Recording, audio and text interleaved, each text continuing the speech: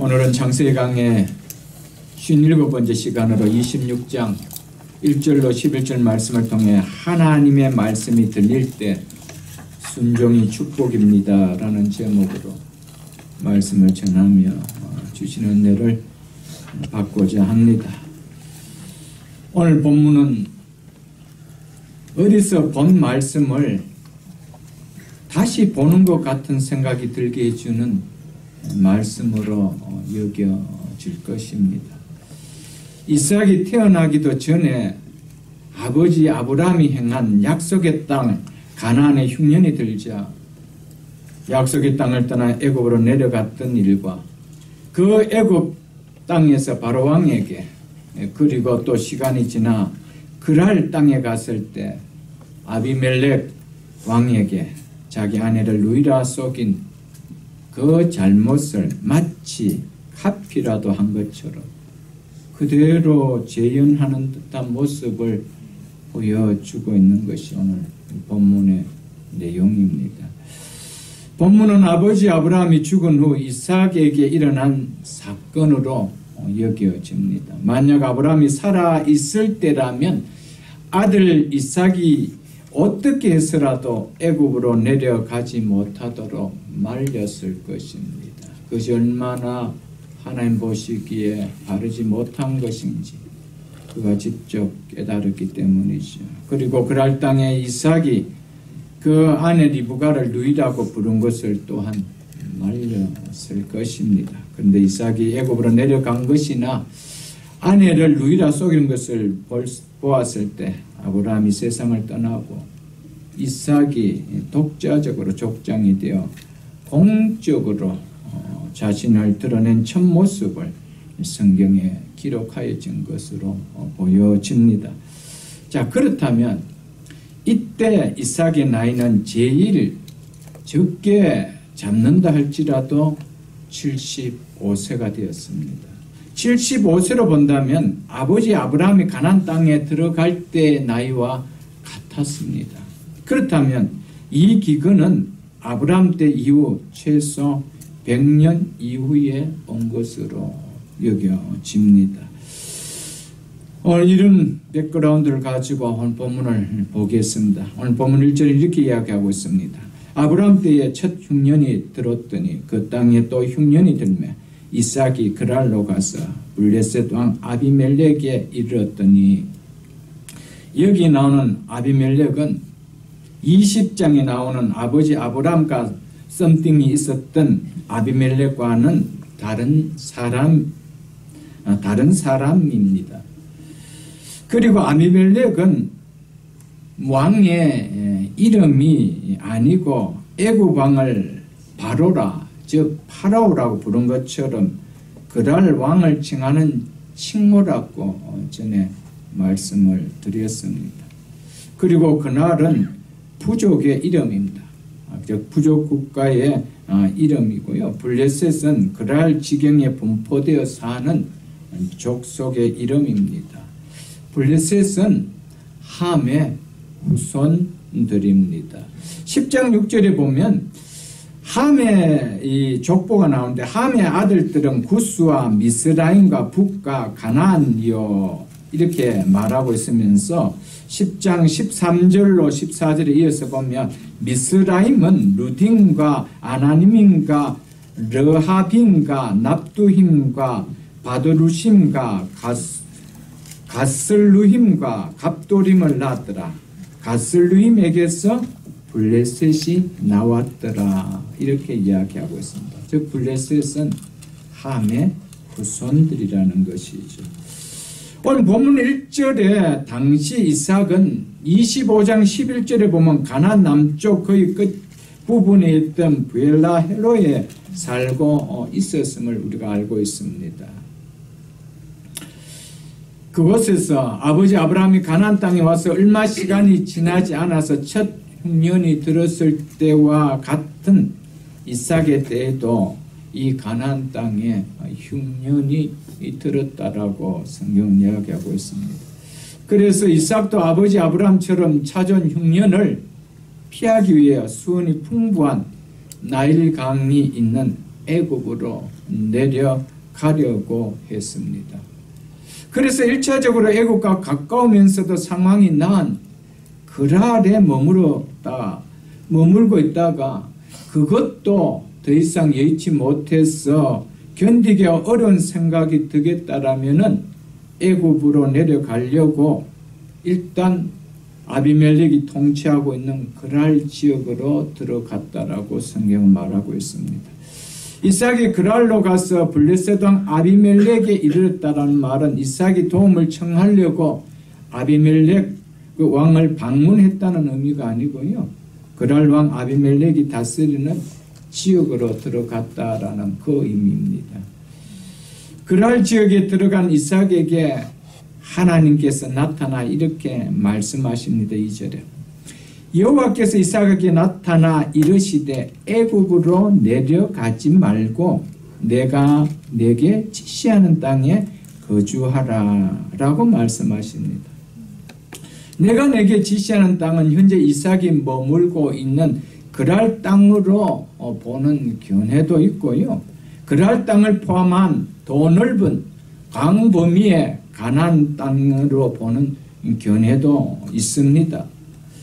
그래서 3절에서 보면은 이 땅에 거류하면 내가 너와 함께 있어 내게 복을 주고 그리고 뭐라고 합니까? 내가 이 모든 땅을 즉 모든 가나안 땅을 너와 내 자손에게 주리라고 하신 것을 볼 때 후자가 더 맞게 여겨집니다. 애굽은 가나안 땅과 구별된 이방 지역이었지만 블레셋 족속이 사는 그랄은 가나안에 포함되어 있는 지역이 있습니다. 그래서 내가 네게 지시할 땅이라는 것은 그랄을 포함한 넓은 의미의 가나안 땅을 이야기를 하고 있는 것입니다. 육신적으로 살아가는 생계의 문제가 닥치면 누구나 할 것 없이 살 묘한이 있다라면 그렇게 하는 것이 우리 사람일 것입니다. 믿는 사람이라고도 그렇게 큰 예외는 아닌 것으로 보여집니다. 순종의 사람이고 기도의 사람으로 비친 이삭도 육신의 절대적인 생명의 문제 앞에 그가 취한 행동은 애굽을 선택했다라는 것입니다. 그런데 이삭에게 하나님께서 애굽으로 내려가지 말고 내가 내게 지시한 땅에 거주하라고 말씀하실 때 그 말씀하심이 들릴 때 이삭은 순종했다는 것입니다. 이것이 이삭이었습니다. 이 다름이 있었다는 것이죠. 이삭의 왜 그래가 아니고요. 우리와 다름이 애굽으로 내려가지 말라라고 할 때 멈췄다는 겁니다. 이것이 이삭의 다름이었습니다. 이삭이 우리와 별반 다를 것이 없네 라고 하지 마시고요. 이삭에서 다른 점이 있다라면 하나님의 말씀이 들릴 때 스톱할 줄 알았다는 것이죠. 그것이 이삭되게 했던 은혜였죠. 여러분. 하나님의 말씀이 들릴 때 내 생각을 내려놓고 순종했던 이삭의 모습, 이것이 중요하고요. 이것이 축복의 인생의 비결이고 원리인 것을 오늘 본문은 우리에게 말해주고 있음을 우리는 기억해야 됩니다. 아멘. 이삭은 육적인 상황보다 말씀에 더 반응했음을 보여줍니다. 육적인 상황은 내가 애굽으로 가야 되는 것이 훨씬 더 큰 반응인데 그는 하나님께서 애굽으로 내려가지 말라라고 했을 때 육적인 것보다 말씀에 반응했다는 겁니다. 이것이 다른 것이죠, 여러분. 내 생각보다 하나님의 생각에 이삭은 반응했다는 겁니다. 이게 축복입니다, 여러분. 내 뜻보다 하나님의 뜻에 반응하는 이 모습, 이게 축복입니다. 아무리 내 생각이 옳게 보이고 맞는 것처럼 보이고 그 길이 성공의 길처럼 보여도 그 생각이, 그 길이 하나님의 생각과 다르고 하나님이 원하는 길과 다르다라면은 내려놓을 수 있어야 된다는 것이죠. 이것이 하나님께서 우리에게 주시는 축복의 원리인 것입니다. 아멘. 여러분 지금까지 살아오면서 여러분의 삶들을 한번 돌아보십시오. 하나님의 말씀이 적게 들려서 하나님의 말씀에 순종하지 못했나요, 여러분들? 수없이 말씀을 듣고 해도 여러분들의 생각이 얼마나 하나님 말씀 앞에 내려놓고 하나님 말씀 앞에 반응하는 모습이 얼마나 있는가 돌아보십시오. 오늘의 말씀의 중심은 바로 그 내용입니다. 말씀이 들릴 때 말씀 앞에 반응하는가. 우리는 어떤 상황 속에서 애굽으로 내려갈 수 있습니다. 그런 액션을 취할 수 있습니다. 그런 마음을 가질 수 있습니다. 그러나 문제는 하나님께서 그 길이 바른 길이 아니니까 가지 말라라고 했을 때 내가 거기에 대해서 어떤 반응을 보이느냐, 이것이 중요하다는 것이죠. 이삭이 하나님 앞에 그 복을 누리는 자가 될 수 있었던 것은 바로 나의 생각보다 하나님 뜻에 더 반응하고 육적인 것보다 하나님 말씀에 더 반응했던 이것이었다라는 것을 오늘 본문은 우리에게 말씀해 주고 있음을 우리는 있어서는 안 됩니다, 여러분. 하나님의 백성은요, 아무리 어려운 환경과 상황이 내 앞에 놓인다 해도 그 문제를 육신의 생각을 뚫고 나가려고 하면 안 된다는 것입니다. 설령 육신의 생각에 동해서 그렇게 하려고 생각하고 계획을 세웠다 할지라도 하나님의 말씀이 그것이 아니라고 함이 들리면 내려놓을 줄 알아야 됩니다. 하나님의 권면을 받는 것이 축복의 길이요 지혜의 길인 것을 우리는 깨닫고 그렇게 해야 됩니다. 지금까지 여러분의 삶을 한번 돌아보십시오. 여러분의 삶에 하나님께서 축복을 주지 않았을까? 내가 그 축복의 길을 내가 막고 내 스스로 개척하려고 갔는가? 한번 돌아보라는 겁니다. 우리는 오늘 이 말씀을 통해서 좀 깊이 깨달을 수 있기를 축복합니다. 예레미야서 2장을 여러분 한번 펴보십시오. 예레미야서 2장, 요즘 우리가 늘 큐티하고 있는 본문입니다. 제가 가진 성경 1050쪽입니다. 예레미야서 2장 19절 중반절에 이렇게 말씀하고 있습니다. 예레미야서 2장 19절 중반절에 보십시오. 그런즉 내 하나님 여호와를 버림과 내 속에 나를 경외함이 없는 것이 무엇이요? 그래서 악이요 무엇인 줄 알라? 고통인 줄 알라. 주 만군의 여호와의 말씀이니라. 여러분, 내 속에 하나님을 경외하는 말씀을 높여드리지 못하고 내 생각보다도 하찮게 여기는 그것이 결국 악이요. 그것 때문에 너가 무엇을 겪게 된다는 거예요? 고통을 겪게 된다. 누구의 말이래? 주 만군의 여호와의 말씀이니라. 이것보다 강한 말씀이 있나요, 여러분? 여러분, 하나님을 경외함이 없다는 것이 여러분 악으로 생각하나요?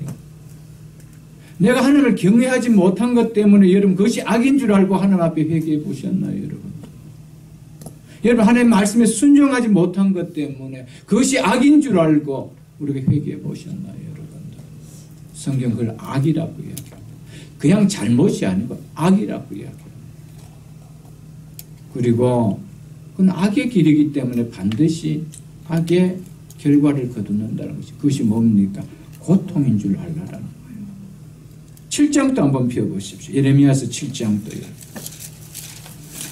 23절로 제가 계속해서 이어서 읽어드리겠습니다. 예레미야서 7장 23절. 오직 내가 이것을 그들에게 명하여 이르기를 너희는 내 목소리를 들으라. 그리하면 나는 너희 하나님이 되겠고 너희는 내 백성이 되리라. 너희는 내가 명령한 모든 길로 걸어가라. 그리하면 무엇을 받으리라? 복을 받으리라.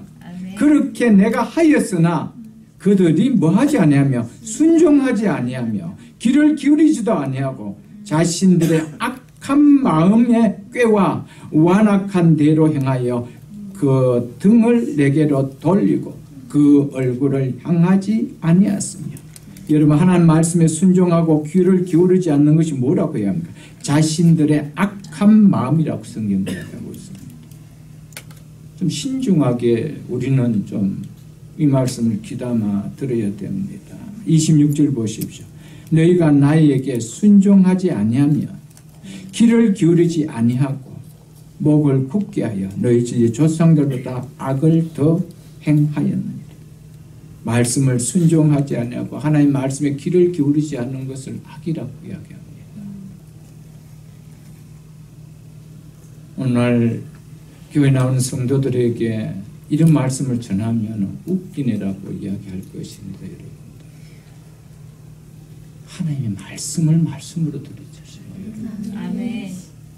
하나님의 말씀을 우리가 순종하지 않고 하나님의 말씀에 귀를 기울이는 것을 우습게 여기는 것을 성경은 악이라고 이야기합니다.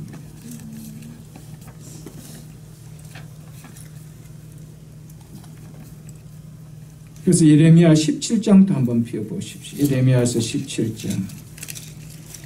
예레미야서 17장 5절로 제가 읽어드리겠습니다.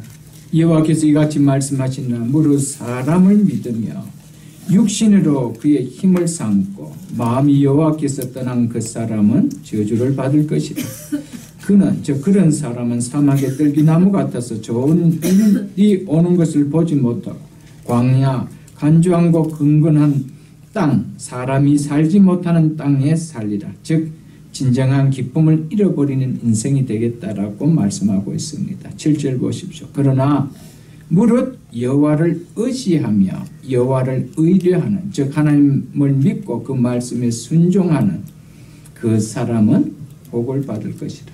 그는 물가에 심겨진 나무가 그 뿌리를 강변에 뻗치고 더위가 올지라도 두려워하지 아니하며 그 잎이 청청하며 가문해도 걱정이 없고 결실이 그치지 아니함 같으니라. 아멘. 이 말씀을 귀담아 좀 들어야 됩니다. 우리가 여호와를 의지하고 그 말씀에 순종한다 할지라도 기근이 올 수가 있습니다. 더위가 온다라고 이야기하고 있습니다. 그렇지만 그 더위가, 그 두려움이 그 나무에 심기었는 그 가지를 마르게 할 수는 없다는 겁니다. 그 잎이 청청하며 가무는 해도 걱정이 없고 결실이 그치지 아니합니다. 네. 여러분, 말씀에 순종하는 것이요, 결국 하나님이 주시는 가장 귀한 복을 누릴 수가 있습니다. 네. 여러분, 우리의 삶을 우리가 여러분 한번 잘 돌아보십시오. 우리가 예수를 믿고 여기까지 여러분 왔지만 정말 하나님의 은혜로 지금 살아가는 겁니다. 그럼에도 불구하고 여러분 얼마나 하나님의 말씀을 좀 순종하고 싶고 그렇게 살고 싶어 힘써 보려고 애써 보셨습니까? 정말 그것은요, 시간이 지나면 다릅니다. 심은 대로 결과가 주어지게 되어 있습니다. 그건 하나님의 약속입니다, 여러분.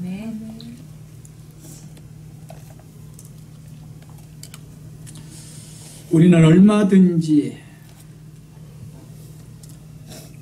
힘들고 어려운 문제가 올 때 내 육신적인 그 상황 앞에 더 마음이 가고요. 그 마음의 포커스가 거기 맞춰질 수가 있습니다. 이렇게 하면 이 문제가 풀릴 텐데, 이런 마음이 와질 수가 있습니다. 육적인 생각이 움직일 수가 있습니다. 그거 자체가 나쁘다는 것이 아닙니다. 우리는 그럴 수가 있습니다.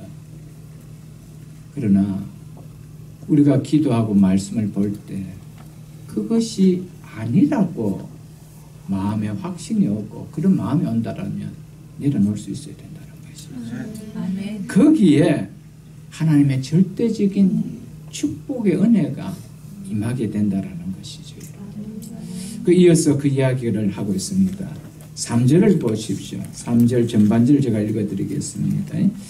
이 땅에 거류하며, 즉 내 말에 순종하며, 이 말이죠. 내가 지시하는 땅에 거하면 그랬지 않습니까? 그래서 이 땅에 거류하며, 즉 내가 지시하는 땅에 거하라고 하는 이 말에 순종하면, 이 말이죠. 내가 너와 함께 있어 내게 복을 주고 내가 이 모든 땅을 너와 내 자손에게 주리라. 우리는 이 말씀을 좀 귀담아 듣고요, 정말 좀 가슴에 담을 수 있기를 축복합니다. 2절에서 내가 내게 지시한 땅에 거주하라는 말은 바로 이사가 너는 결코 이 복을 차버려서는 안 된다는 거예요. 애굽으로 내려간다라면 이 복을 너가 누리지 못한다는 겁니다. 하나님 주실 복을 버리는 너는 인생이 되지 말라라는 겁니다. 어디에 내려감으로 말미암아? 애굽에 내려감으로 말미암아. 이 복을 언제 준대요? 이 땅에 거류하며 애굽에 내려가지 않고 내가 말하는 이 말을 네가 순종하며 내가 너와 함께 있어 네게 복을 주고. 여러분, 이게 하나님의 약속입니다. 아멘. 사랑하는 성도 여러분, 내 말에 순종하면 내가 너와 함께 있어 라고 하는 이 말씀에서 하나님이 나와 함께함을 버리고도요 하나님의 축복을 받는 인생을 꿈꾼다면 그것은 왕 착각입니다.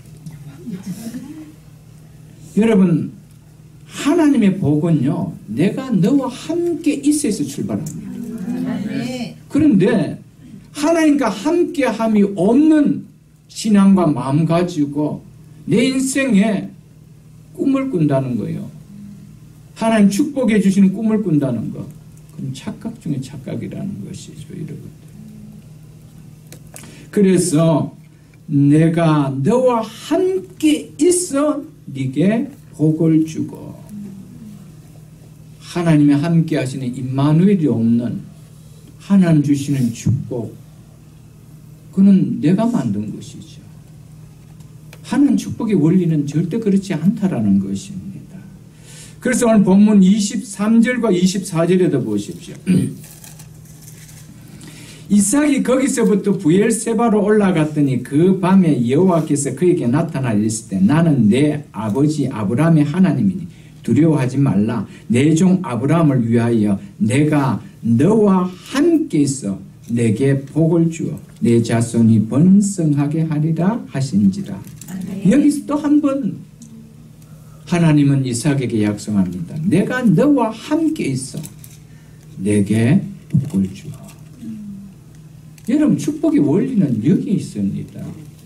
하나님이 내 가정에 함께 해야 되고요, 하나님이 내 기업에 함께 해야 되고요, 하나님이 내 자녀들과 함께 해야 되고요, 하나님이 나와 함께 해야 됩니다.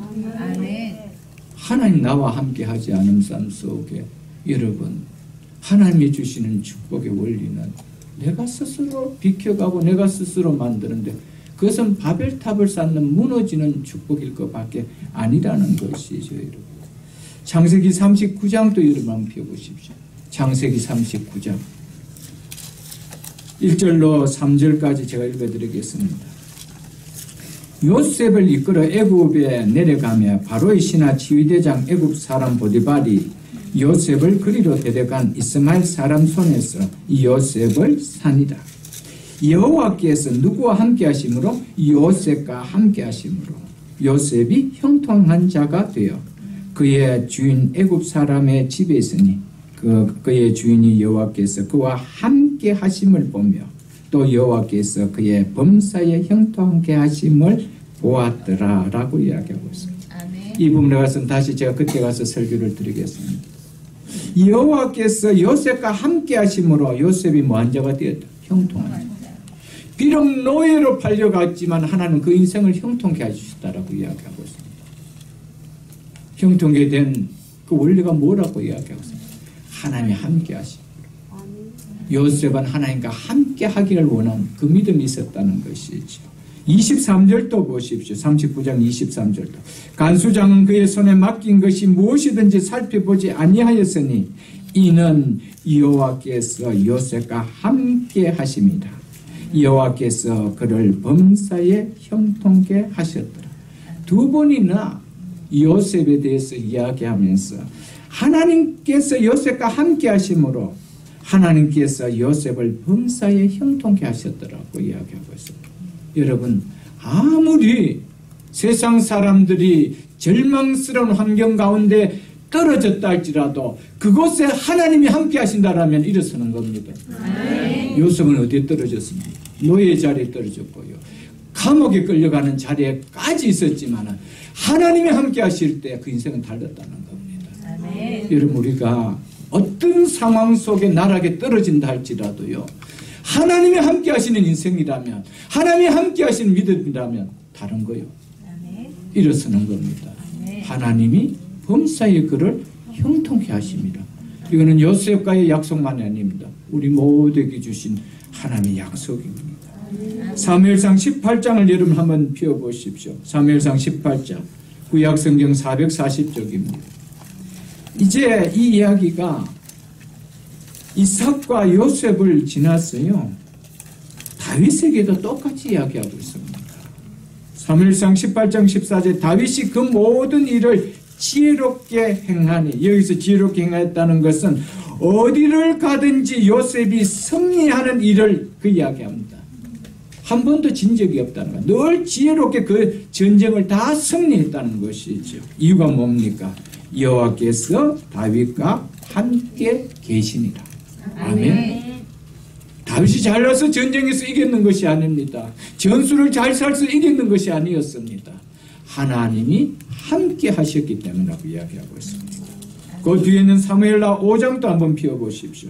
사무엘하 5장 470쪽입니다.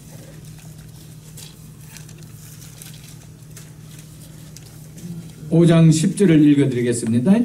만군의 하나님 여호와께서는 다윗과 함께하여 계시니 다윗이 점점 강성하여 가니라. 아멘. 아멘. 여러분, 우리의 기업들 속에 하나님이 함께 하시면 우리의 기업은 점점점 강성해 갑니다. 우리의 자녀들과 우리 하나님이 함께 하시면 우리의 자녀들은 점점점 강성해 갑니다. 아멘. 믿으십니까 여러분? 아멘. 다윗만 강성해 가는 것이 아닙니다 여러분. 축복의 원리는 하나님이 함께 하시는 것이죠. 열왕기하 18장을 한번 펴보십시오. 593쪽입니다. 열왕기하 18장 593쪽입니다. 열왕기하 18장 17절 이제는 누구에게도 이런 은혜가 임하는지 보십시오. 여호와께서 그와 함께 하시면 그는 히스기야 왕입니다. 여호와께서 히스기야와 함께 하시며 그가 어디로 가든지 형통하였더라. 어느 한 사람에게만 국한된 이야기가 아니라는 것을 성경은 이야기합니다. 우리 모두에게 동일하게 하나님께서 주시는 축복의 원리는 내가 너와 함께하면서 일어난다라고 이야기하고 있습니다. 언제 하나님 함께 하겠대요? 내 말에 순종하며. 오늘 성경 그것을 우리에게 이야기하고 있음을 잊지 마시기를 바랍니다. 우리가 하나님이 함께 하심의 은혜가 얼마나 소중하고 얼마나 복된 것인지 깨닫지 못한다면 우리는 하나님의 말씀에 순종하는 것이 그렇게 쉽지 않을 것입니다. 여러분, 하나님이 나와 함께 하심이 얼마나 큰 복이고 얼마나 소중한 것이 아는 사람만이 여러분 하나님 말씀에 순종할 수가 있습니다.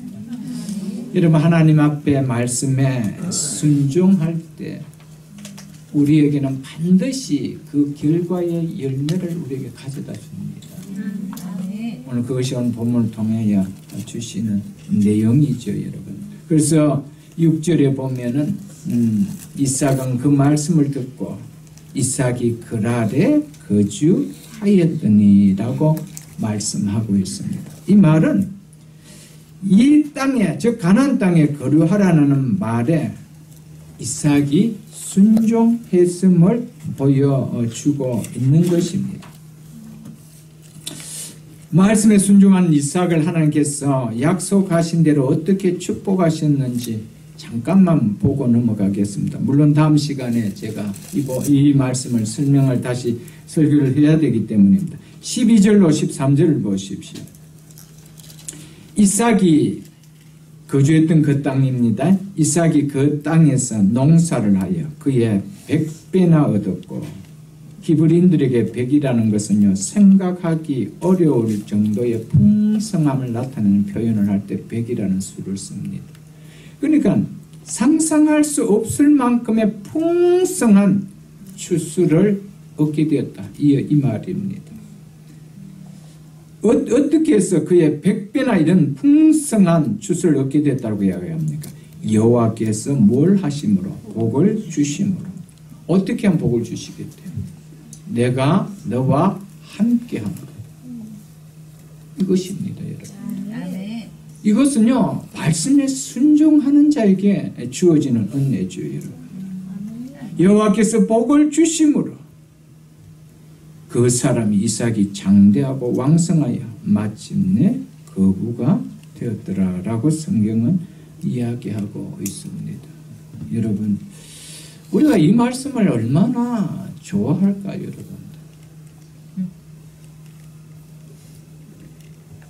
새로운 비즈니스를 시작하고 개업 예배를 들 때 이 본문과 하면 너무 좋아하죠. 여러분, 이 말씀 싫어할 사람 누가 있겠어요? 100배나 더하는 은혜가 임하고 나아가서 창대해지고 왕성해져 마침내 거부가 되더라. 여러분, 문제는 그 기업 속에 하나님이 함께 하시느냐 안 하느냐. 문제는 거기 달려있는 거예요. 하나님이 함께 하신다는 증거가 뭡니까? 하나님의 말씀에 순종하느냐 안 하느냐. 여러분, 하나님의 말씀에 순종하며 얼마나 큰 복이라는 것을 우리가 깨닫지 못하면요, 이 말씀이 아무리 내게 좋다더라도 그건 내게선 꿈일 뿐입니다, 여러분들. 꿈이죠, 여러분들. 왜냐하면 현실은 순종하면 희생이 있어야 되니까, 불이익이 있어야 되니까. 그 순종을 못하는 거예요, 여러분. 얻고는 싶은데 순종을 여는 거예요, 여러분.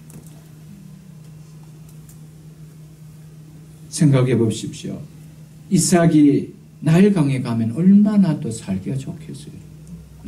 나일강은 마르지 않는 강입니다. 그랄 아직까지 가뭄이 있는 땅입니다. 그래도 조금은 중심보다 낫다지만 그래도 가뭄이 있는 땅입니다. 거기에 비하면 애굽이 얼마나 좋습니까? 애굽으로 가는 것이 그에게 얼마나 유익이 되겠습니까? 그러나 순종하려면 희생을 해야 되는 거예요. 왜 많은 사람들이 하나님 주신 복을 맛보지 못할까요? 당장 내 눈에 순종을 통하여 나타나는 그 불이익, 그 희생, 그것이 두려운 거예요, 여러분들. 그래서 못하는 것이죠, 여러분들.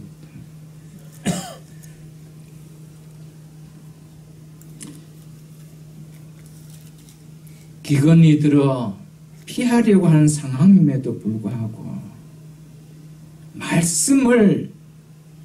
말씀이 들렸을 때 그 말씀의 순종의 결과가 성경은 이렇게 되었다라고 성경은 이야기를 하고 있습니다, 여러분.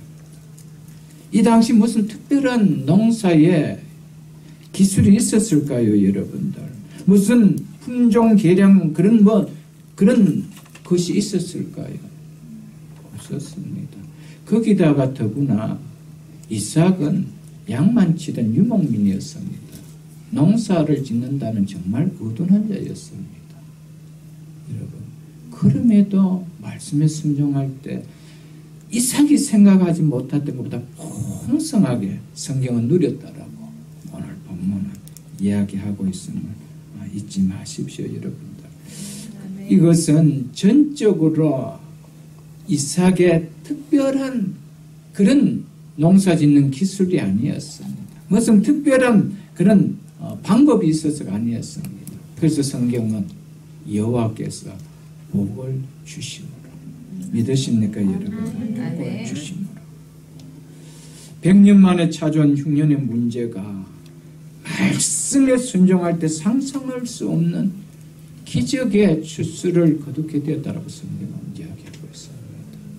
모든 사람들이 죽는다라고 아우성치는 그런 불경기다 할지라도 말씀에 순종할 때 하나님의 역사하심은 다릅니다, 여러분들. 그것을 저는 믿는 것이 믿음이라고 봅니다, 여러분들.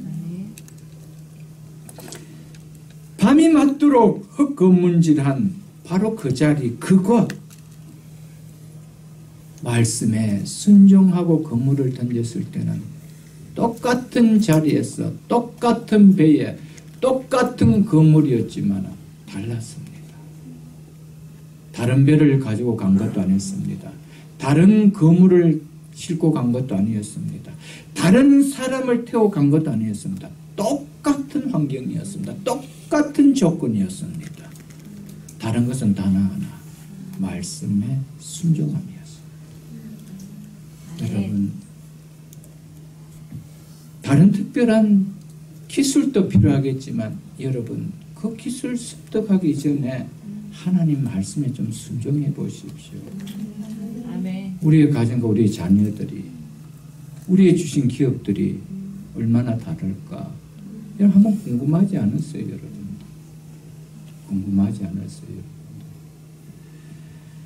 하나님은 여호와께서 복을 주심으로 여러분과 저의 인생 속에 하나님이 복을 주셔야 되는 이 갈망이 좀 있어야 돼요, 여러분. 그럼 정말 하나님께서 우리의 가정 속에, 우리의 주신 기업 속에, 우리의 자녀들 속에 복을 주길 원하고 계십니까? 그럼 갈망하십시오, 여러분. 내 힘으로 정말 뭔가 해보려고 해보십시오, 여러분. 복이, 하나님의 복이 임하지 않으면요, 그것은 어떻게 보면 시간이 지나면 또다시 아무것도 없었던 처음과 똑같은 시작이 되는 원상, 다시 원점으로 돌아오는, 그러나 시간만 웨이스트 돼버린 그 삶이 되어질 것입니다. 그러나 하나님이 주시는 복은 근심을 겸하여 주지 않는 복이라고 성경은 말하고 있습니다. 잊지 마십시오, 여러분들. 기적과 축복은요, 하나님 말씀에 순종하는, 그 말씀이 들릴 때 결단하는 열매인 것을 여러분 믿어야 됩니다. 사랑하는 성도 여러분, 기적은요, 내 삶에 일어나는 기적과 내 삶에 주어주시는 하나님의 축복은요, 말씀에 순종하는 결단으로 일어난 열매입니다. 그 열매를 내가 따는 거예요, 여러분. 내가 심은 만큼 나는 그것을 맛보게 되어진다는 것입니다. 우리는 이 이삭을 통해서 하나님 주신 이 말씀을 통해 우리의 삶 속에 형통하게 되는 비결은 어떤 땅에 달린 것이 아니라는 것이죠. 어떤 환경에 달린 것이 아니라는 것입니다. 누구께 달렸다는 겁니까? 하나님께 달렸다는 겁니다. 여호와께서 복을 주심으로. 믿으십니까, 여러분? 우리의 외부 조건도 아닙니다. 내 환경이 이랬어. 내 가진 것이 없었어. 여러분들, 아닙니다. 하나님은 삼남만상에 있는 모든 것이 내 거다 그랬습니다. 들에 있는 들짐승도 내 거다 그랬습니다. 여러분, 은도 내 것이요 금도 내 것이라고 하십니다. 그 하나님이 우리에게 복을 주신다라면 여러분 100배가 아니라 1000배는 더 못 주시겠어요, 여러분들. 아멘. 여러분, 문제는 하나님의 말씀 앞에 순종할 만큼 하나님의 말씀이 존귀하게 들려져야 된다는 것이죠. 아멘. 하나님의 말씀이 말씀 속에 가두어버리는 내 스스로가 더 이상 내가 받아들이지 않는다라면 그게 얼마나 안타까움이겠어요, 여러분들.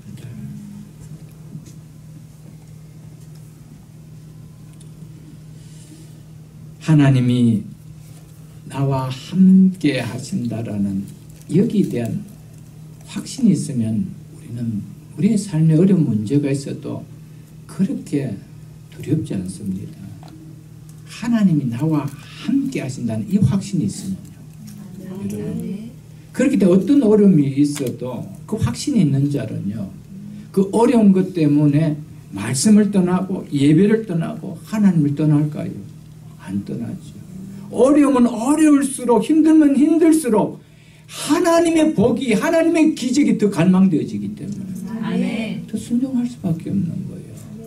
여러분, 우리의 삶 속에요, 하나님이 나와 함께 하신다는 이 사실이 믿어지지 않고요, 이것이 믿어진다 하더라도 이것이 그렇게 존귀하게 여기지지 않기 때문에 우리가 순종하지 못하는 것이죠. 여러분, 세상에서 가장 큰 축복이 있다라면 저는 하나님이 나와 함께 하시는 복입니다.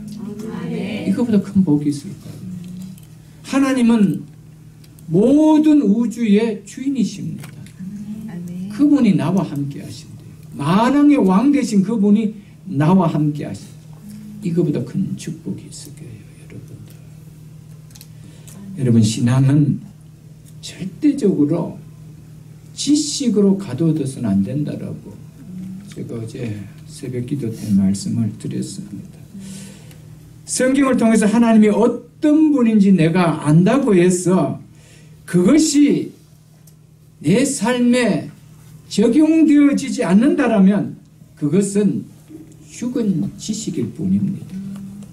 여러분, 내가 알고 있는 지식이 내 삶의 능력으로 적용되어져야 된다는 것이죠. 이게 신앙입니다. 신앙은 내가 성경 구절을 얼마나 많이 안다라고요, 하나님이 누구신다라고 지식적으로 아는 것까요? 아닙니다, 여러분. 그것이 어떤 내 삶 속에 적용되어지지 못한다라면 그건 죽은 지식입니다. 내 삶의 능력으로 적용되어질 수 있는 그것이 신앙이라는 것이죠. 교회 나오면서 하나님이 누구신지 모르는 사람 누가 있나요? 우리가 다 고백하잖아요. 전능하신 분이라고. 전능하사 천지를 만드신 하나님 아버지를 내가 믿사오미로 다 우리가 고백하잖아요. 그런데 그 하나님을 내가 삶 속에 얼마나 적용하고 사느냐, 이게 신앙이라는 것이죠. 이 신앙이 내 삶의 능력으로 나타난다는 것이죠. 죽은 지식은 나타나지 않습니다. 그래서 성경은 행함이 없는 믿음은 죽은 것이라고 이야기한 것이죠. 즉 삶에 적용하지 못하고 있는 그 믿음은 죽은 믿음이라는 것이죠. 죽은 지식일 뿐이라는 것이죠. 우리는 얼마나 많이 하나님 대해서 오래 교회 다닌 사람들은 다 알고 있지만 실질적으로 어떤 환경 앞에는 그 하나님은 종이 호랑이보다도 못한 하나님으로 와닿죠. 여러분. 그래서 기도는 큰요, 여러분, 교회를 떠나버린 경우가 얼마나 많지 있습니까? 그래서 시편 23편 4절에 다윗은 내가 사망의 음침한 골짜기로 다닐지라도 내가 해를 두려워하지 않을 것은 주께서 나와 함께 하시니라.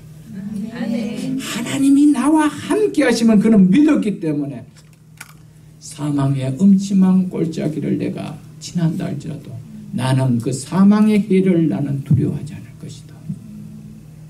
이게 우리의 신앙 속에, 삶 속에 적용이 되어야 되죠. 이 성경 구절 모르는 사람이 있나요? 암송 안 하고 있는 사람이 있나요? 이 하나 모르는 사람이 있나요? 여러분 시편을 한번 보십시오. 다윗이 얼마나 환난과 고난 속에서 그는 죽은 지식의 하나님을 믿지 않았습니다. 절대적인 그 하나님을, 살아있는 하나님을 믿었죠. 그래서 시편 27편 1절에 보면 여호와는 나의 빛이요 나의 구원이시니 내가 누구를 두려워하리요. 여호와는 내 생명의 능력이시니 내가 누구를 무수하리요. 다윗은 그냥 지식의 하나님이 아니었습니다. 그분은 나의 빛이요, 그분은 나의 구원이시요, 그분은 나의 생명의 능력이요. 하나님을 믿고 그 하나님 앞에 엎드렸던 자라는 사실이죠. 우리가 무슨 일을 하느냐 아주 중요합니다. 그러나 저는 내가 어떤 존재로 사느냐가 저는 더 중요하다고 봅니다. 내가 무슨 일을 하고 사느냐 이거보다요, 내가 어떤 존재로 살 것이냐. 여러분은 어떤 존재로 살아야 됩니까? 하나님이 나와 함께 하시는 존재다. 이것을 꼭 믿고 사세요. 우리의 자녀들 속에도 하나님이 함께하고 있고, 우리의 기업 속에도 하나님이 함께하고 있다라는 거. 지식으로 되어서는 안 됩니다. 하나님이 나와 함께하심을 드러내는 말씀에 순종함. 하나님 뭐라고 말씀하실 때 비즈니스 속에서 무슨 말씀을 하든지, 내 가정 속에, 내 자녀 속에 무슨 말씀을 하든지, 하나님 네 그렇게 하겠습니다. 이것이 하나님이 함께하고 있다는 증거죠. 여러분들. 그 하나님은 우리의 삶을 절대로 여러분들 복되게 만들어 주신다는 사실입니다. 여러분들. 저는요, 내 인생이 내 손에 달려있지 않고, 다윗의 고백까지, 다윗은 시편 31편 15절에 보면은 나의 앞날이, 즉 나의 일생이 주의 손에 있다라고 고백했습니다.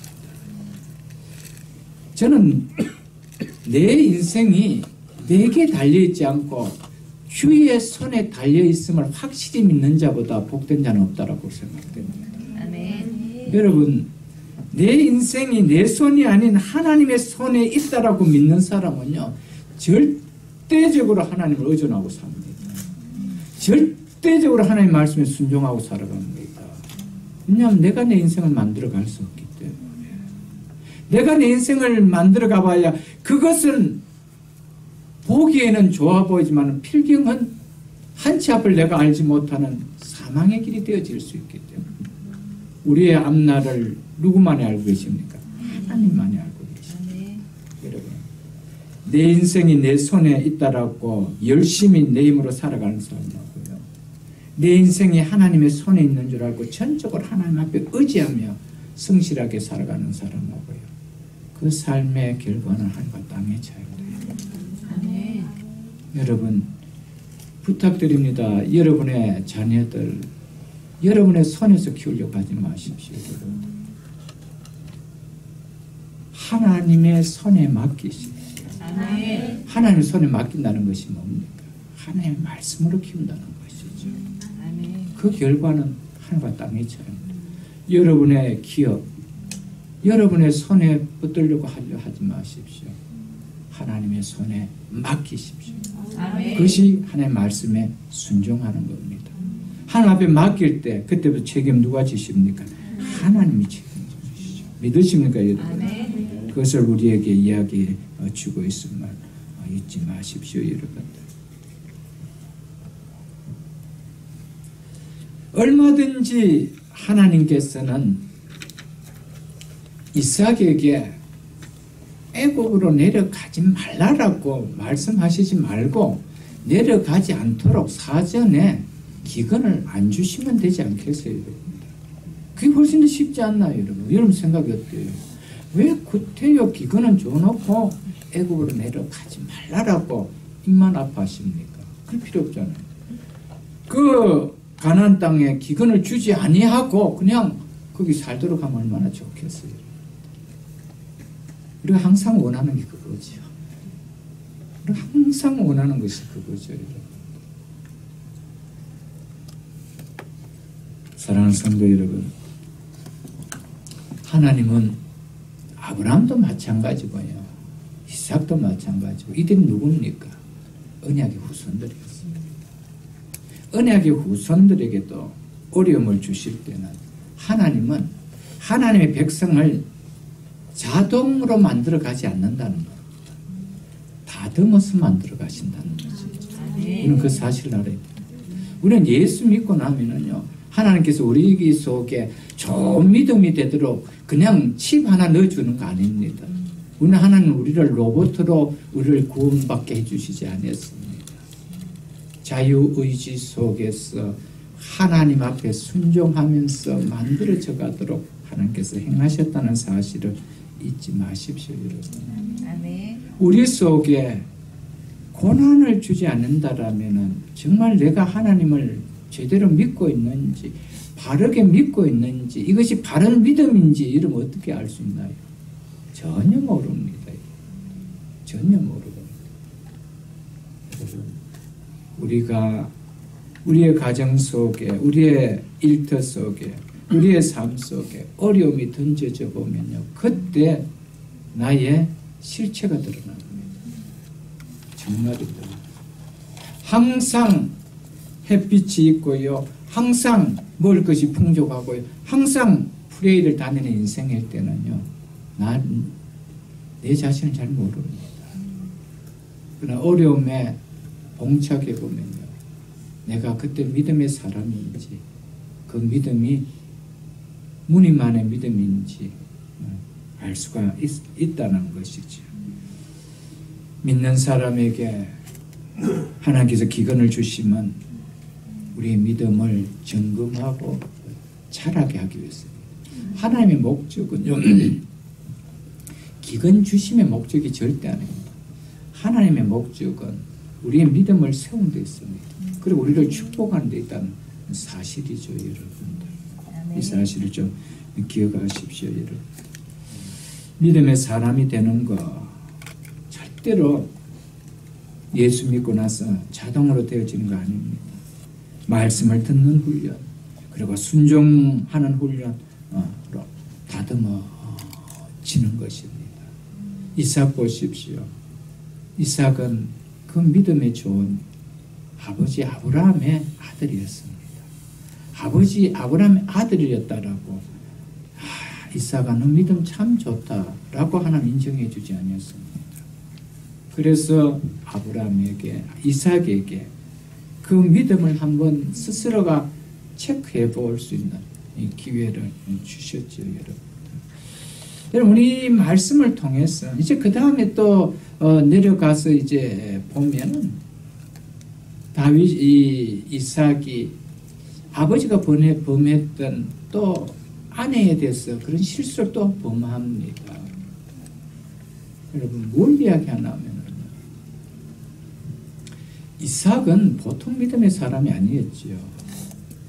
그가 그 어린 나이에 하나님 앞에 자신을 번제물로 드릴 만큼 순종의 사람이었습니다.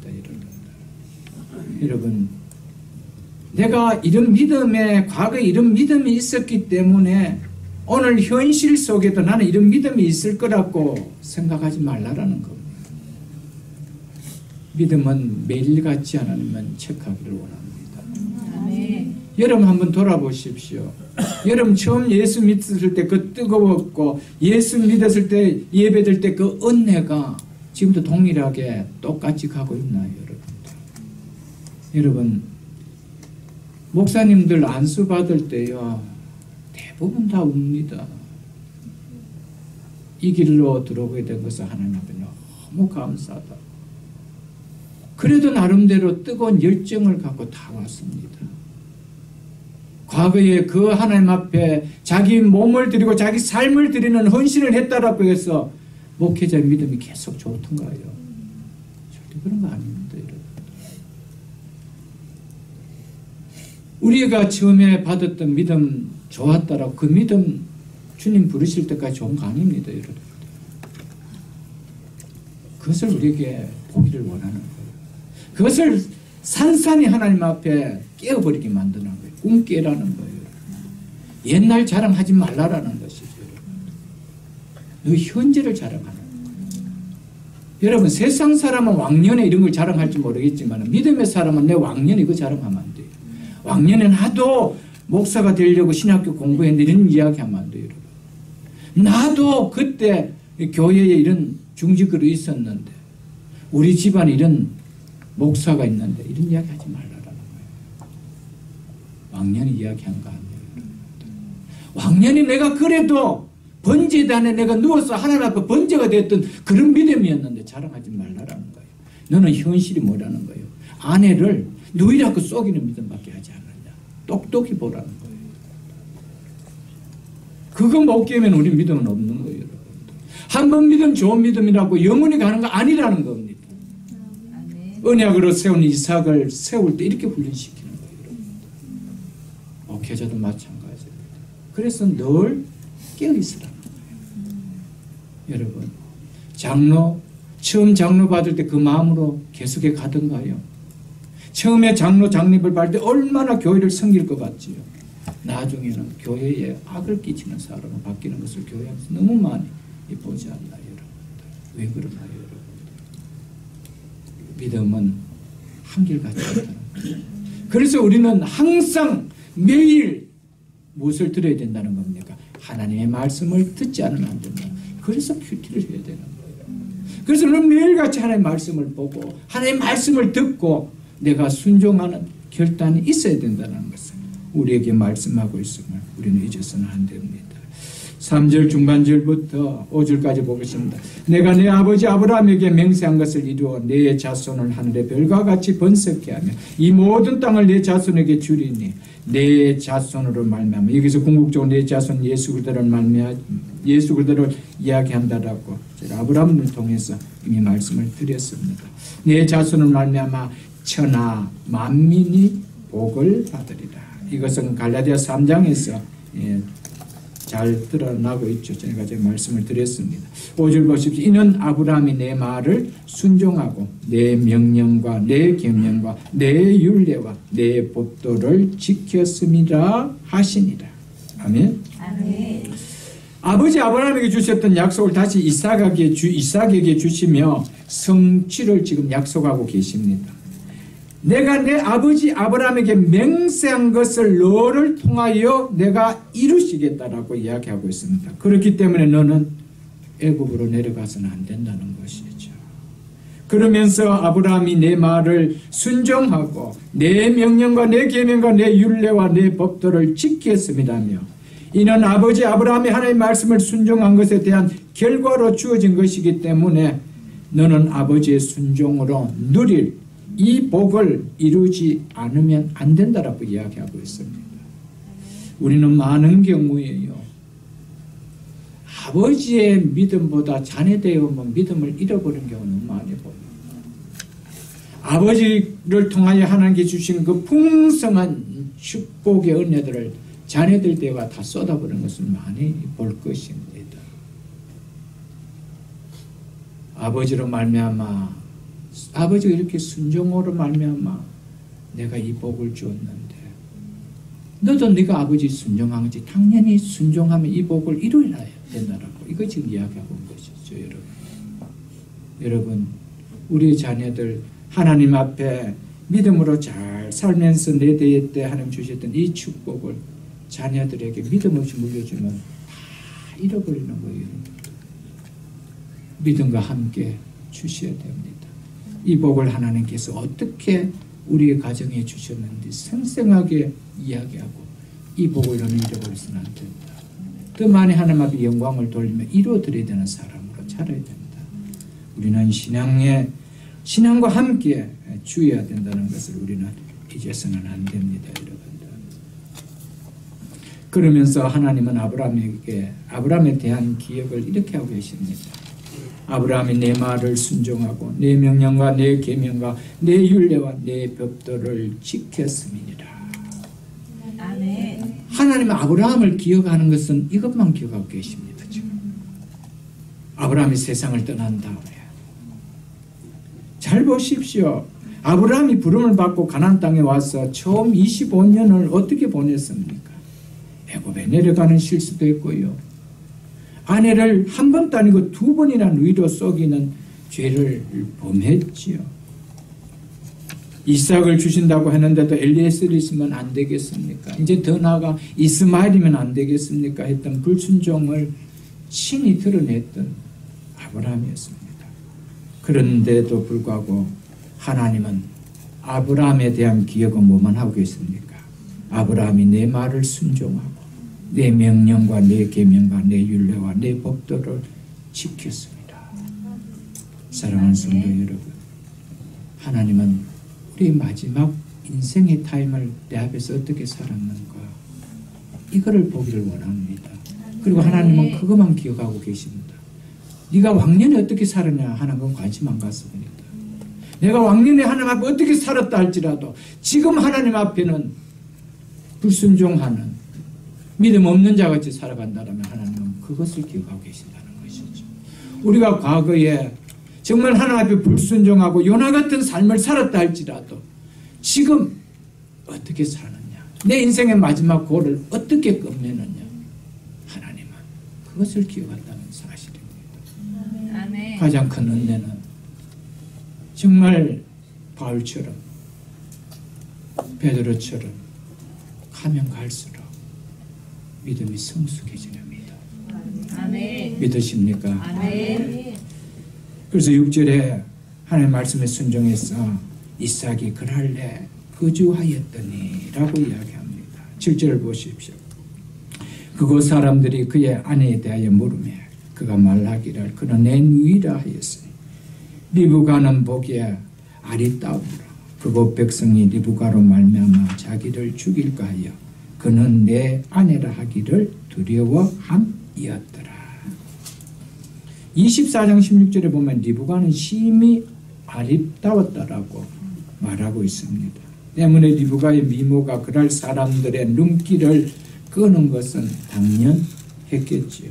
그래서 그럴 주민들은 리브가가 누구인지에 대해서 궁금증을 아니 가질 수가 없었던 걸로 보입니다. 그래서 묻는 사람마다 리브가가 누굽니까? 이삭 당신에게 있어서 리브가는 어떤 관계입니까? 물었다는 것이죠. 그래서 그런지 그리 늙지 않는 그날의 모든 사람들이 이 리브가는 이삭의 누이로 알고 있었다는 겁니다. 얼마 동안 8절에 보면은 오랫동안이라고 이야기합니다. 오랫동안 이삭이 거기에 오래 거주하였더니 이제 드디어 아닌 것이 들켜졌다는 것이죠. 얼마나 오랫동안 이 이삭이 이렇게 자기의 두려움을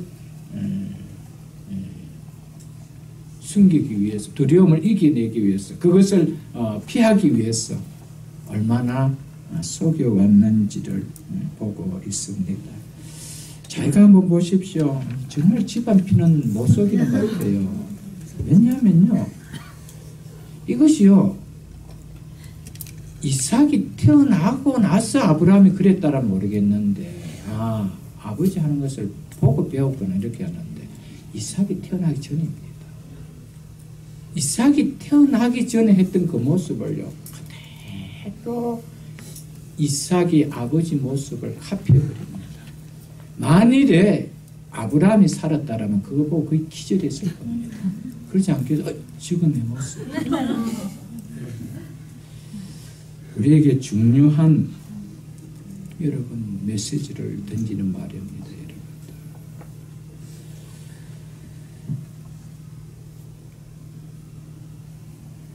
우리는 닮지 말아야 할 것을 내 자녀들이 내가 나에게 있어서 지우고 싶은 이런 흔적들을 내 자녀들이 닮을까 하는 그런 모습이 있다라면 하나님 기도하십시오. 하나님 그 모습만큼은 우리 자녀들이 닮지 않도록 이 말씀을 보고는 깨달아야 됩니다. 태어나기 전이었습니다. 그대로 카피합니다. 어쩌면은 이삭이 장성하고 나서 아버지 아브라함이 그랬던지 아니면 장막에 함께 거주했던 엄마 사라가 이야기했던지 이야기했을지도 모릅니다. 믿음의 고백을 하면서 내 아버지가 이런 사람이었다라고 아브라함이 직접 이야기했을지 아니면은 너희 어머니 너희 아버지는 이런 사람이어서 나를 두 번이나 이렇게 했던 사람이야 라고 이야기했을지도 모를 것입니다. 왜냐하면 그건 성경에 나와 있지 않습니다. 그럼에도 불구하고 이삭이 이렇게 그 모습을 그대로 담고 있다는 것이죠, 여러분. 이건 너무 중요합니다. 믿음의 성도들은 자녀들에게 좋은 영향력을 끼치려고 기도를 많이 하셔야 됩니다. 정말 많이 하셔야 됩니다. 여러분, 우리 속에 흐르는 피들이 있습니다, 여러분. 이 피는 정말 우리가 믿음으로 기도로서 끊어내야 돼요. 그렇지 않으면 어느 때인가 닮는 모습들이 분연듯 나옵니다. 제가 전번 성경 공부 때도 이야기했지 않습니까? 저는 저희 아버지의 모습 가운데 닮지 않고 싶었던 모습이 있어서 그걸 가지고 애를 많이 썼는데 그래도 불쑥 나올 때가 있어요. 그때 보면은 제가 자신을 봅니다.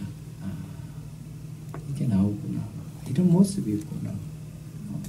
이게 보여요, 여러분. 여러분, 기도해야 됩니다. 정말 끊고 싶은 것이 있다라면요.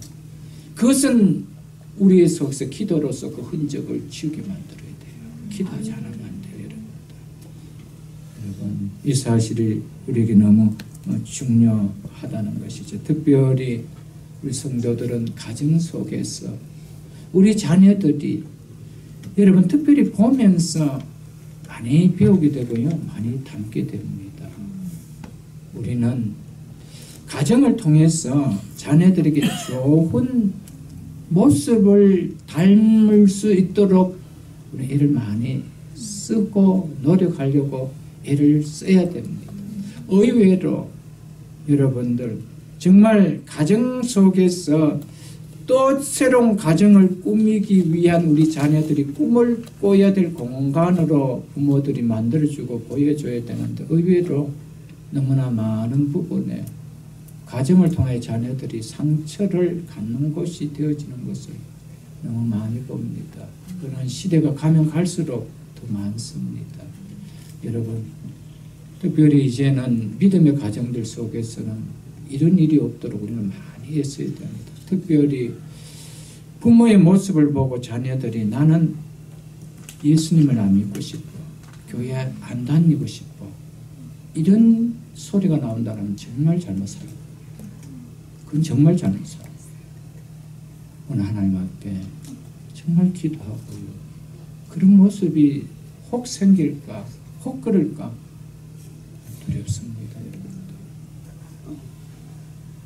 저도 하나님 앞에 기도하고 자녀들에게 그러는데 그래도 자녀들 나름대로는 기대치가 다 있어요. 어른에 대한 기대치가 있어요. 그럼 믿는 부모에 대한 기대치가 다 있어요. 그것이 낮은 수준이 아닙니다. 거기에 못 미치는 것이죠. 그래서 때로는 저도 자녀들에게 실망을 보이는 모습들이 많습니다. 우리 기도 많이 해야 됩니다.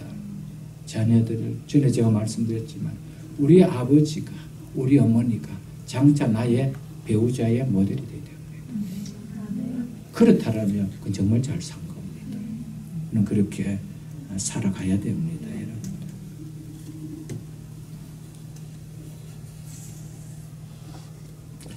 믿음의 족장들이라고 불리는 아브라함, 이삭, 그리고 뒤에 나올 야곱, 이 세 족장들의 성경에 기록하고 있는 하나의 공통점이 있습니다. 하나의 공통점이 있어요. 그건 뭘까요, 여러분들? 아브라함도 이삭도 동일하게 그 아내를 누이라 다 속였던 자녀였습니다. 그리고 야곱은 아버지 이삭 앞에 자기가 에서라고 속였던 자였습니다. 아브라함의 하나님, 이삭의 하나님, 야곱의 하나님, 다른 말로 하면은 속이는 자의 하나님이었어요. 이런 자들을 하나님은 들어서 하나님의 나라를 세우는데 사용하셨다는 것입니다. 완전한 자를 내가 들어서 사용하지 않았다는 겁니다. 이런 자들을 들어서 믿음의 족장들로 세웠다는 것이죠. 여러분, 저는 그렇지 않습니까? 우리는 다 죄악투성입니다. 우리가 뭐가 완전해서 하나님께서 이런 것들을 택했다고 생각하지 마십시오. 우리는 아브라함과 다를 바가 없고요. 이삭과 다를 바가 없고요. 야곱과 다를 바가 없는 자입니다. 그런 이들을 오늘 또 불렀어. 주의 몸된 교회에 불러주셔서 이 땅에 하나님의 나라를 세우는 일꾼을 세워준다는 것 감사하십시오. 우리가 무엇이 잘난 것이 있나. 하나님 앞에 감사할 것밖에 없다라는 것을 보여주죠. 하나님은요, 성경은요, 너무 적나라하게 우리에게 보여준다. 조금 또 윗선을 떨고요, 과장을 하고요, 포장을 하지 않습니다. 세상 사람들이 뭔가를 쓰려고 할 때는 조금이라도 미워하려고 하고 조금이라도 포장하려고 하고 조금이라도 더 보이게 하려고 하지만 성경은 그렇게 이야기하고 있지 않습니다. 그래서 성경은 사람이 쓴 것이 아니고 누가 썼대요? 성령이 기록하신 것입니다. 그래서 너희의 믿음의 조상 아브라함이 어떤 사람인가? 2번이나 아내를 팔아먹었던 사람이다. 이삭은 어떠냐? 이삭도 똑같다. 야곱은 어떠냐? 야곱은 아버지를 쏘겠던 자다. 형을 쏘겠던 자다. 그걸 보여주는 거예요. 너무 적나라하게 보여줍니다. 여러분, 이스라엘이라는 한 건국의 신화를, 건국의 이야기를 드러내는데 너희 건국했던 대부들은 다 이런 사람이었다. 여러분, 이런 국가가 있나요, 여러분들? 건국 이야기하는 나라 중에 자기의 나라를 이렇게 사기꾼 같고 쏘긴 자들이 세웠는 나라라고 하는 나라가 있나요? 없습니다. 다 이야기를 미워합니다. 뭐 왕궁에서 태어나고 뭐 상상을 못할 대로 다 미화해서 그렇지 않아요. 뭐 용을 타고 내려오고 뭐 이런 뭐 그런 이야기도 하죠. 신라 시대 때 박혁거세가 일어날 때 박에서 뭐 터져 나오고 다 그거요 미화하잖아. 근데요 성경은 너희 조상은 사기꾼이다. 한 명도 아니고 3명 다. 너희가 그렇게 자랑하는 아브람, 이삭, 야곱 다 속인 자였다. 이거 이야기합니다. 여러분, 우리의 출처를 정확하게 알아야 합니다. 우리가 잘나서 하나님의 자녀가 되지 않고 우리가 잘나서 하나님의 나라에 소속되는 자가 아니었다라는 거. 이거 영적으로 보여주는 이야기죠. 여러분. 성령의 음성을 우리는 들어야 된다는 것이죠. 8절로 9절을 보시면 이삭이 거기서 오래 거주하였더니 이삭이 그 안에 리브가를 껴안는 것을 블레셋 왕 아비멜렉이 창으로 내다본지라. 즉 아비멜렉이 이들의 행위를 보고 이들은 오라비안 의사이가 아니고 부부임을 이제 알게 되었다라는 것이죠. 9절을 보세요. 이 아비멜렉이 이삭을 불러 이르되 그가 분명히 내 아내건을 어찌 내 누이라 하였느냐. 이삭이 그에게 대답하되 내 생각에 그로 말미암아 내가 죽게 될까 두려워하였습니다 라고 이야기하고 있습니다.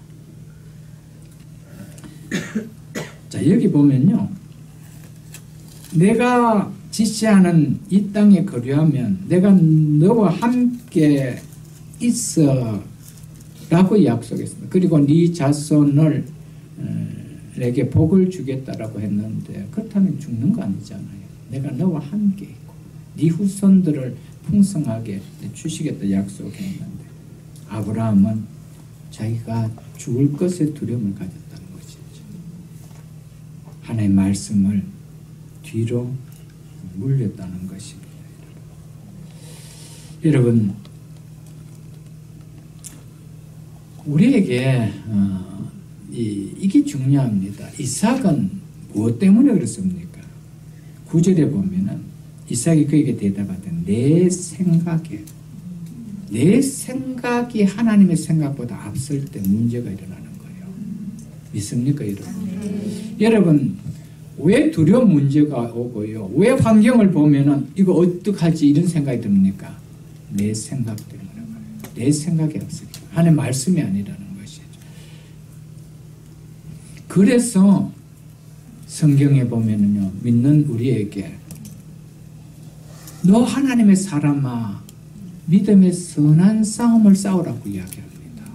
왜 우리에게 믿음의 싸움이 필요할까요? 내 생각과 하나님의 생각이 충돌되기 때문입니다. 그래서 싸움이 일어나는 것이죠. 내 생각과 하나님의 생각이 일치한다면 그 싸울 이유가 있나요? 싸울 아무 이유가 없습니다. 왜 우리가 성경은 믿음의 선한 싸움을 싸우라고 이야기할까? 내 생각과 하나님의 생각은 늘 상충되는 것이 많다는 것입니다. 그래서 싸우라는 거예요. 여러분, 우리는 싸우기를 싫어할 때가 너무 많죠. 그래서 결국 우리는 많은 것을 너무 많이 잃게 되는 것을 볼 수가 있습니다. 결국 내 생각대로 움직인 결과는 이삭을 통하여 뭘 보여줍니까? 나의 부끄러움을 적나라하게 드러내게 만든다는 것입니다. 여러분, 하나님 말씀을 붙들고 신앙생활하면요, 우리 자녀들에게 언젠가는 하나님 보시기에 아름다운 모습들을 보여줍니다. 그러나 내 생각으로 모든 것을 움직여가면요, 언젠가는 가까이 있는 내 자녀들로부터, 내 가족들로부터, 공동체로부터 부끄러운 모습을 드러내게 만들어준다는 것이죠. 그래서 우리는 뭘 해야 됩니까? 싸움이 필요한 거예요. 싸워야 됩니다. 이것을 이야기해 주고 있습니다. 10절을 보십시오. 아비멜렉이 이르되 내가 어찌 우리에게 이렇게 행하였느냐. 백성 중에 하나가 내 아내와 동침할 뻔하였도다. 내가 죄를 우리에게 입혔느니라. 언약의 후손인 이삭이 자기의 생각이 앞서서 두려운 문제 때문에 일어난 일로 말미암아 결국 이제는 부끄러운 치부가 드러나면서 이방인의 왕 앞에서 꾸중을 듣고 있다는 것이죠. 여러분, 결국요, 교회도 그렇고 우리 성도들 개인도 그렇고요, 우리가 하나님 보시기에 내 생각이 아니고 사람의 생각으로 움직이지 않고요, 하나님의 생각과 하나님의 말씀대로 움직이면요, 성도나 교회는 세상을 향해서 설교를 할 수가 있지만 우리의 생각으로 움직이게 되면 결국은요, 교회도 성도도 믿지 않는 사람들과 믿지 않는 세상으로부터 설교를 받게 되어 있습니다. 부끄러움이 드러나겠죠. 좀 힘들더라도 그렇게 하라는 것입니다.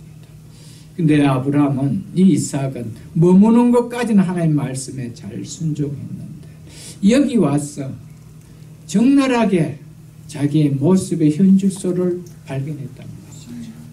근데 여기서 이삭은 아버지와 같이 두 번 다시 그런 일이 없었다라는 것을 성경은 이야기하고 있습니다. 무슨 이야기입니까? 여기에서 자기의 잘못을 철저하게 고쳤다는 것이죠. 이것이 중요합니다, 여러분. 우리는 어떤 부끄러움을 당하는 일들이 드러나면은 철저하게 그거 앞에 우리는 고쳐나가는 우리의 모습이 되어야 된다는 것이죠, 여러분. 11절을 보고 말씀 맺겠습니다. 아비멜렉이 이에 모든 백성에게 명하여 이르되 이 사람이나 그 아내를 범하는 자는 죽으리라 하였더라. 자, 아비멜렉이요, 이 그랄의 왕이 이제 어떻게 하고 있습니까? 백성들에게 명하고 있습니다. 이 사람이나 그의 아내를 범하면은 절대적으로 손을 못 대게 하고 있습니다. 죽으리라. 이 리브가와 이삭을 하나님이 절대적으로 지켜주시는데 누구의 손길을 통하여 지켜주고 있습니까? 아비멜렉을 통해 지켜주고 있습니다. 놀랍죠? 네가 그 땅에 거하면은 내가 너와 함께 하겠고 내가 너를 지켜주겠다는 그 약속 그대로 하나님은 지켜주십니다. 비록 아브라함이 실수를 범했지만은 그 실수를 범했음에도 불구하고 하나님은 당신의 약속을 지켜나가고 있다라는 것이죠, 여러분들. 이것을 우리에게 보여주고 있습니다. 아멘. 사랑하는 성도 여러분, 만일에 이삭이 하나님께서 절대적인 지켜주심의 이 아비멜렉을 통해서 자기가 지켜주심을 깨달았다라면 가서 이렇게 했었을까요? 여러분? 안 했겠지요. 여러분, 우리는 성경을 통해 한 가지 배워야 될 것은 우리 생각의 두려움 때문에 이삭이 범하는 죄를 우리는 범해서는 안 됩니다. 우리가 왜 거짓말을 많이 합니까? 왜 속이기를 많이 합니까? 나에게 닥친 단장의 두려움 문제 때문에 적당히 넘어가고 적당히 속이고 적당하게 그러는 것이죠. 여러분들, 우리가 진실되게 할 때 하나님은 누구의 손길을 통하든지 그 문제를 지켜주십니다. 그 두려운 문제들을 지켜주십니다. 그것을 우리에게 이야기하고 있습니다. 말씀을 맺겠습니다. 하나님의 말씀이 들릴 때 순종이 축복입니다. 사랑하는 성도 여러분, 우리는 연약해서 환경 앞에 애굽으로 내려갈 수도 있습니다. 그러나 애굽으로 내려가다가도 하나님 말씀을 들을 때 순종하는, 말씀 앞에서 순종하는 이를 통하여 이것이 복인 줄 알고 순종함으로 말미암아 하나님 주신 큰 은혜를 여러분과 제가 남은 생애 속에 풍성하게 누리는 모두가 다 될 수 있기를 주의 이름으로 축복합니다. 주신 말씀 생각